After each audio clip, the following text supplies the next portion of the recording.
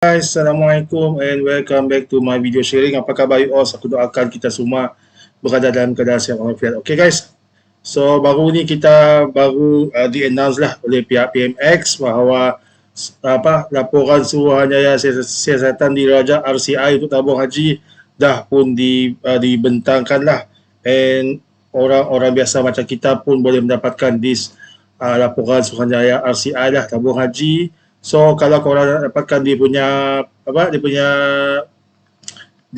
cetakan ni kan, dia punya digital, dia punya laporan ni, korang boleh buka terus daripada website JAKIM. So di sini kita boleh dapatkan dia punya soft copy lah. So dalam ni ada beratus muka surat yang korang boleh slowly baca. And dalam video ni aku nak tunjukkan korang mengenai apakah dapatan lah, apa yang finding yang mereka dapat daripada this RCI mengenai tabung haji, and aku akan pecahkan video ni kepada few bahagian lah. Lepas ni lah aku akan buat satu folder special dekat this channel. So sama-sama lah kita tengok information and benda-benda yang baik yang kita boleh ambil pengajaran, and benda yang tak baik tu kita tinggalkan lah. So dalam video ni aku nak fokus dengan faktor-faktor lah yang menyumbang kepada masalah kewangan tabung haji tu sendiri dah. So this is hasil dapatan daripada this kajian lah Suruhanjaya Siasatan Diraja RCI guys untuk tabung haji. By the way, disclaimer, aku punya perkongsian ni sekadar perkongsian peribadi saja. So mana yang baik tu korang ambil lah, mana yang tak baik tu korang just skip sajalah. So apa yang aku nak share kat sini is pure on apa yang kita baca, yang you all boleh baca daripada laporan RCI tabung haji ni. So jom kita masuk ke dalam laporan RCI tabung haji. So this is the laporan Suruhanjaya Siasatan Diraja tabung haji. So page dia adalah 252 pages. So siapa yang suka nak membaca, nak dapat information dan sebagainya, nak buat kajian, korang boleh slow lah, santai-santai membaca lah. Banyak ni guys, 252. So sebab tu lah aku bagi tahu tadi, aku akan pecahkan aku punya video ni nanti kepada few bahagian lah. So dalam video ni aku nak fokuskan kepada apakah faktor-faktor yang menyebabkan tabung haji itu sendiri mengalami kerugian guys. Okay, jom kita teruskan dengan di slide show lah. So yang ni korang boleh dapat visual gambar kita punya timbalan, kita punya agung dulu lah kan. Ke bawah dulu Yang Maha Mulia Seri Paduka Baginda Yang Dipertua Agung Al-Sultan Abdullah Riyayatuddin Al-Mustafa Billah Shah Ibni Armahum Sultan Haji Ahmad Shah Al-Musta'in Billah. So this is dia punya dia punya laporan. Yang ni dia punya Pesuruhjaya. Korang boleh baca sendiri. So aku nak fokuskan kepada kita punya finding lah, yang kita boleh sama-sama belajar dalam this RCI tabung haji.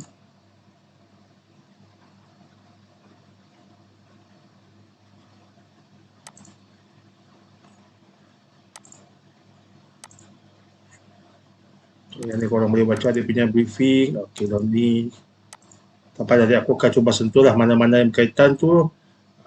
So kita nanti boleh sentuh lah. Alright, just aku nak fokuskan dalam this one. So ini adalah Pesuruhjaya dan Setiausaha. Ini korang boleh baca sendiri siapa yang terlibat tu dalam membuat this RCI. So dia terlibat bukan orang sembarang guys. So maksudnya memang orang-orang yang sangat kompeten lah. So ini adalah dia punya part-part dalam this RCI. Yang ni dia ada kandungan, penghargaan, ringkasan eksekutif. Dia ada bab 1, bab 2, bab 3. Bab 1 pengenalan, bab 2 latar belakang pengurusan dan operasi lembaga tabung haji. Bab ketiga, penemuan dan cadangan. Dan seterusnya lah. Ada bahagian 4 untuk rumusan. Tapi nanti kita akan share sikit demi sedikit lah mengenai dia punya finding dan sebagainya. Yang aku nak fokuskan dekat sini adalah kita of course lah kita nak fokuskan kepada apakah faktor yang menyebabkan berlakunya krisis kewangan tabung haji itu sendiri guys. So again, disclaimer awal, pendapat peribadi, segala perkongsian aku dekat sini adalah pendapat peribadi aku sajalah. Bukan ada pendapat profesional dan sebagainya. Okay, jom kita kita baca dekat sini guys. Okey, faktor-faktor yang membawa kepada krisis kewangan. Okey, kita baca daripada ini lah, daripada dia punya laporan ni lah. Aku akan cuba pendek-pendekkan lah apa-apa poin yang penting kita boleh ambil. Suruhanjaya mendapati antara faktor-faktor yang menyumbang kepada berlakunya krisis kewangan seperti yang dinyatakan di atas adalah nombor 1, pembayaran hibah yang tinggi. Kegairahan untuk membayar agihan keuntungan hibah yang tinggi sejak tahun 2014 hingga 2017 telah melampaui kemampuan kewangan lembaga tabung haji. Pembayaran agihan keuntungan hibah yang tinggi yang dibuat sebelum tahun 2018 telah menyebabkan rizab lembaga tabung haji menyusut. Pembayaran agihan keuntungan hibah yang tinggi ini telah menarik para pendeposit yang mencari pulangan yang tinggi. Yang ni usual kan, kalau kita nampak tempat tu boleh memberikan pulangan yang tinggi, mestilah kita nak depo duit kita dekat situ kan, sebab kita nak dapatkan return tinggi. Tapi dia ada kesan juga guys, inilah yang dinamakan risiko. So, pembayaran agihan keuntungan hibah yang tinggi ini telah menarik para pendeposit yang mencari pulangan yang tinggi. Dalam memenuhi jangkaan pendeposit ini menyebabkan lembaga tabung haji tergelincir. Yang ni penting guys, tergelincir daripada matlamat penubuhannya. Ini mendedahkan lembaga tabung haji kepada risiko pendeposit besar yang berpotensi mengeluarkan deposit mereka ataupun recall disebut as a bank run sekiranya agihan keuntungan hibah yang diberi oleh lembaga tabung haji adalah terlalu rendah. Yang ni logik guys, kalau tak, kalau korang dah masukkan duit yang banyak dengan harapan every year dapat return yang besar, tapi tiba-tiba tahun tu that instrument tak memberikan pulangan yang lumayan kan, mesti kita akan panik kan, betul tak? Bagus kita jam tempat lain bagi lebih besar. Inilah yang dinamakan bank run, yang ditakutilah. Okey.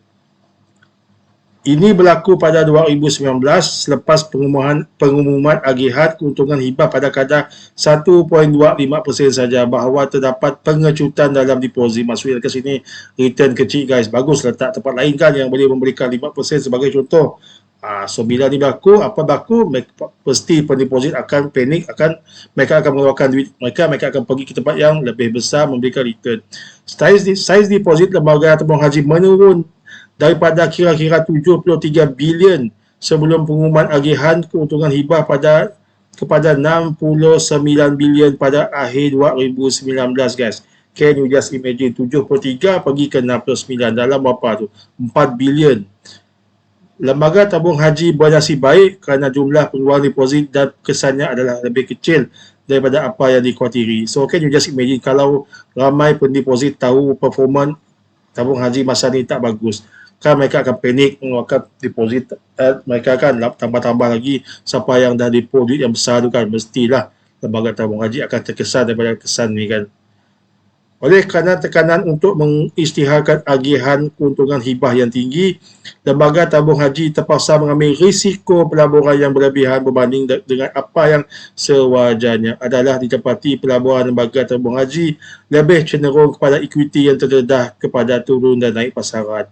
Maksudnya dekat sini, bila nak dapatkan return yang lebih baik untuk diberikan kepada pendeposit, maka of course lah risiko yang diambil mungkin lebih tinggi. And bila terlibat dalam equity dalam saham, for sure ada masa akan fly, ada masa akan flashing.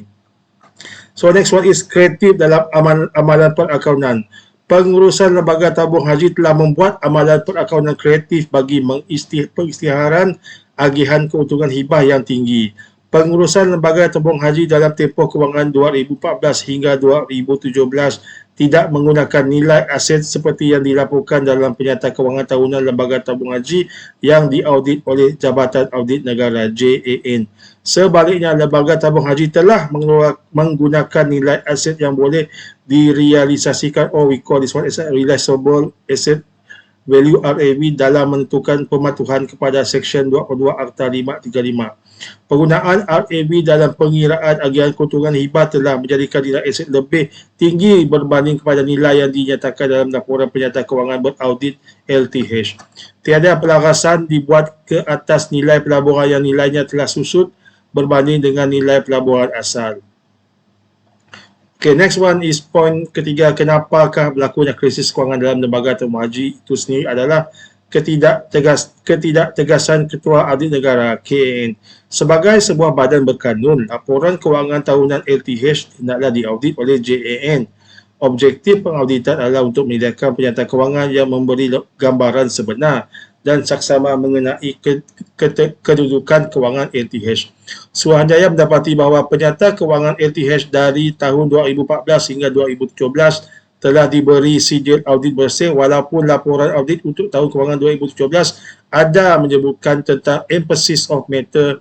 Penjelasan mengenai emphasis of matter oleh KN kepada Perdana Menteri boleh dilihat pada surat bertarikh 19 Disember 2018 yang menyatakan, yang ni korang boleh baca sendiri. So, penjelasan di atas menunjukkan bahawa KAN telah mempertimbangkan perkara-perkara di luar skop audit dalam penemuan semasa pengauditan penyerta kewangan Lembaga Tabung Haji 2017. Jelas bahawa JAN tidak tegas dalam pengauditan penyerta kewangan LTH sepatutnya untuk tahun kewangan 2017. JAN tidak sepatutnya memberi sijil audit bersih. Perkara-perkara yang dinyatakan sebagai emphasis of matter sepatutnya dinyatakan sebagai ketidakpatuhan ataupun non-compliance. Ketidaktegasan JAN juga dilihat apabila agensi berkenaan gagal menegur LTH berkaitan pemberian keuntungan hibah yang tinggi sepanjang 2014 hingga 2017. Pegawai JAN telah menyatakan bahawa JAN tidak bertanggungjawab ke atas pengisytiharan agihan hibah yang dibuat oleh LTH. Kenyataan tersebut adalah tidak selari dengan tanggungjawab JAN dalam mengaudit sebuah badan berkanun. JAN seharusnya membuat teguran mengenai pengisytiharan agihan keuntungan yang terlalu tinggi yang bertentangan dengan kemampuan LTH. Maksudnya dekat sini is kalau in term of financial result tak bagus, kenapa mereka nak bagi in term of hibah yang tinggi? Kan betul tak, sepatutnya lebih rendah lah. Tapi oleh kerana tekanan daripada pendeposit tadi untuk menarik duit mereka daripada lembaga tabung haji tadi, so maka inilah yang berlaku guys. Okay, next one is visi lembaga tabung haji sebagai tonggak ekonomi ummah. Penambahan visi lembaga tabung haji sebagai tonggak ekonomi ummah juga menyumbang kepada krisis kewangan LTH. Terdapat dua tujuan asal LTH. Pertama, sebagai platform untuk membantu rakyat Malaysia menunaikan ibadah haji, yang ini semua kita tahu. Kedua, untuk menjadi institusi yang membolehkan jemaah haji menabung supaya mereka mempunyai dana yang cukup bagi menunaikan ibadah haji. Walau bagaimanapun, peranan LTH telah diperluaskan melangkaui tujuan asalnya dengan memasukkan visi LTH sebagai tonggak ekonomi ummah. Yang ini berbahaya guys. Bukannya tak bagus, tapi dia ada risiko. Dengan visi ini, LTH telah melibatkan diri dalam pelaburan seperti hartanah dan peradangan secara besar-besaran, sedangkan LTH tidak mempunyai kepakaran dan kemahiran. Yang ni dia punya main point, kepakaran dan kemahiran. You tak ada kemahiran and kepakaran, macam mana you nak terlibat dalam satu business, investment dan sebagainya. LTH tidak mempunyai kepakaran dan kemahiran. Ini telah mengakibatkan LTH mengalami kerugian yang besar, terutamanya dalam anak-anak syarikat. So next one, sebab kenapa berlakunya krisis kewangan dalam tabung haji itu sendiri adalah tanggungan bantuan kewangan haji Hafiz.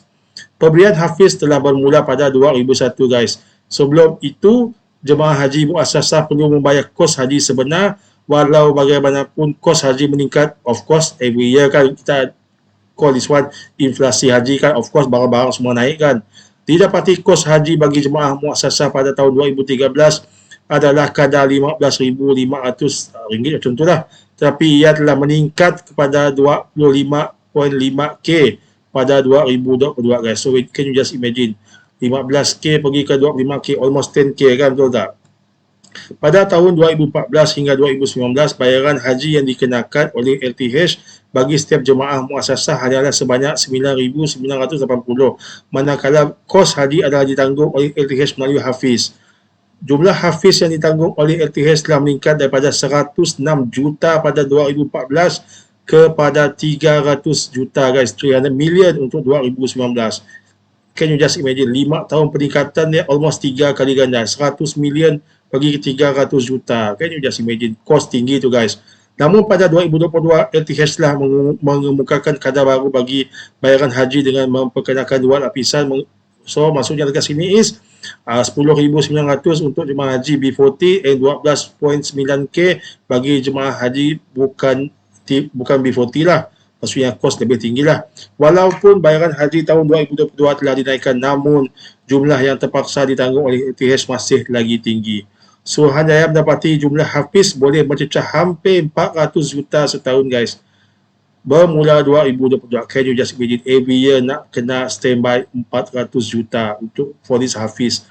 Dengan peningkatan kos haji 100%, kenaikan hafiz boleh meningkat kepada 65% daripada kos haji pada tahun 2020 jika kadar bayaran haji dikekalkan. Kos hafiz yang ditanggung oleh LTH dijangka mencecah 742.4 juta guys menjelang 2020. So mana nak cekau ni 742 juta. So memang tinggi guys.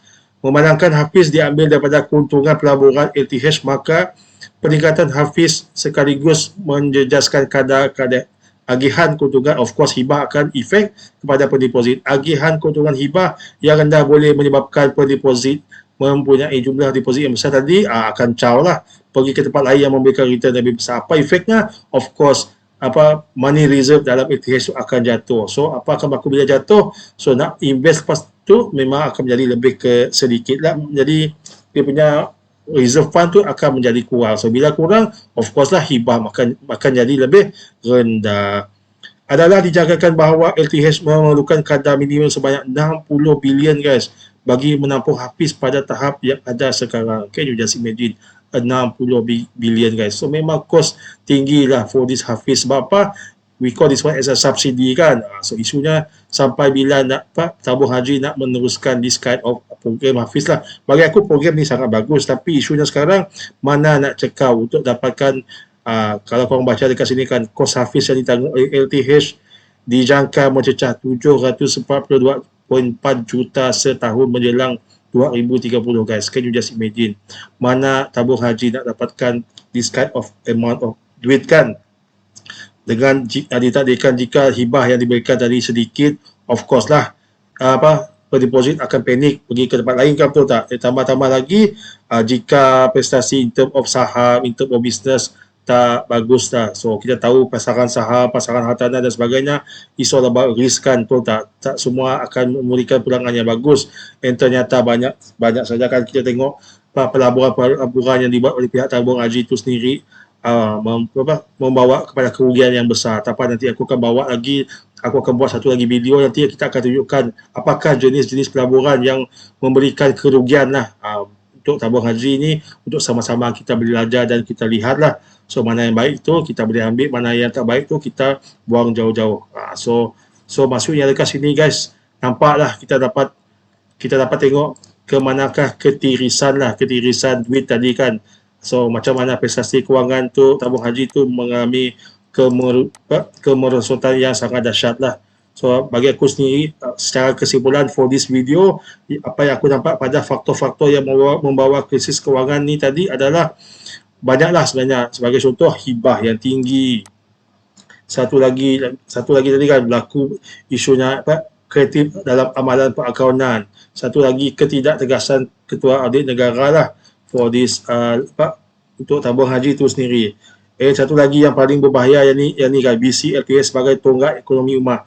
Wahal sebelum ni tujuan sebenar lembaga tabung haji adalah kita simpan duit dekat situ untuk pergi ke haji. Tapi bila melibatkan isu sebagai tonggak ekonomi ummah, of course tabung haji dah start masuk ke dalam instrumen pelaburan yang bersifat lebih riski. So bila lebih riski, kita tahu risiko untuk mengalami kerugian tu memang menjadi lebih tinggi. And ternyata benda ni berlaku. And bila dah mengalami kerugian, macam mana nak bagi hibah yang bagus kan, betul tak? Pada masa yang sama, nak kena absorb lagi kos nak pergi haji dengan buat kos buat subsidi macam bantuan kewangan hafiz ni.